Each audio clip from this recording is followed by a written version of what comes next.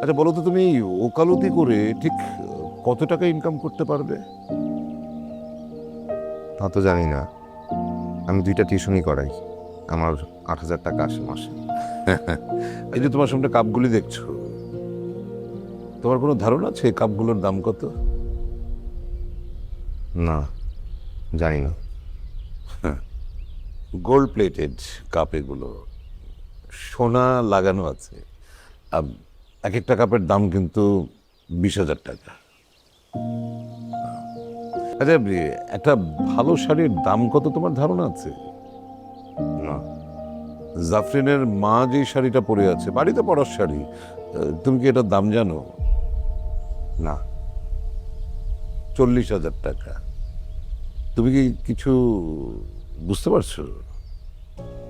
না, আচ্ছা, তুমি কি করতে পারবে প্রফেশন হিসাবে?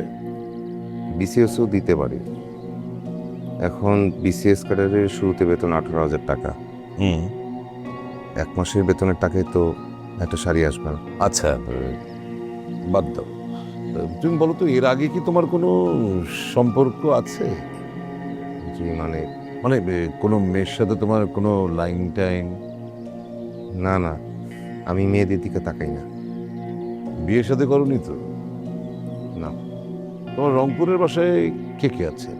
সবাই, আম্মা আব্বা, আমার 3 বোন। বড় বোনের বিয়ে হয়েছিল, আচ্ছা। এখন 2 বাচ্চা সহ আব্বার ঘাড়ে এসে পড়ছে। ও, ভালো। আমারও 2 ছেলে মেয়ে, জাফর আর জাফরিন। জাফর খুবই ব্রিলিয়ান্ট স্টুডেন্ট, খুবই ব্রিলিয়ান্ট। ওকে পড়াতেই তো বোধহয় তুমি এসেছিলে, তাই না? জি। ঠিক আছে, তাহলে তুমি ওকে পড়াও। তুমি এই বাড়িতেই থাকবে, তোমার জন্য আমি ঘর রেডি করে রাখছি, অ্যাটাচড বাথ আছে। আশা করি তোমার কোনো অসুবিধা হবে না। জি আচ্ছা, তা ওই টিউশনি দুটো কি করবে? ছেড়ে দিব। আমার কাছে তুমি কত টাকা এক্সপেক্ট করছো? এটা যে কি করে বলি। বলবে না? না।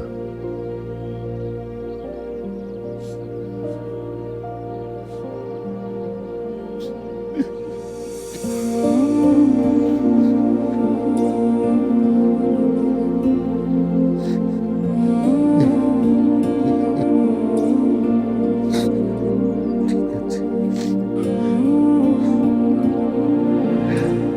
বাবা, তুমি তো আর মেয়েটাকে দেখেছো না? জি, আমার মেয়েটাকে তোমার কেমন লাগলো? আলহামদুলিল্লাহ। তার মতো সুন্দর মানুষ আমি আর জীবনে দেখিনি। শুধু বাইরের সৌন্দর্যটাই দেখলে বাবা? আমি তার মনের সৌন্দর্যটাও অনুভব করতে পারি। সে যে কথা বলতে পারে না, এটা তো বুঝতে পেরেছ? জি।